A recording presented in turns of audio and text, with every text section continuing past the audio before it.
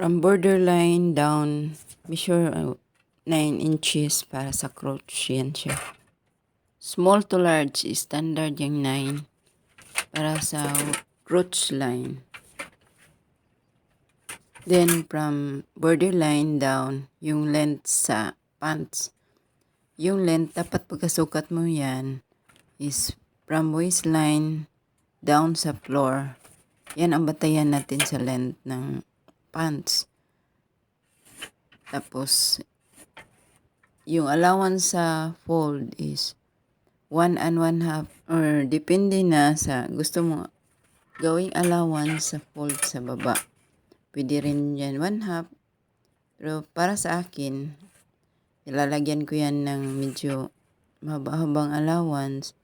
1 and 1/2 is okay na yan para kung sakali mag-change ang mind sa client.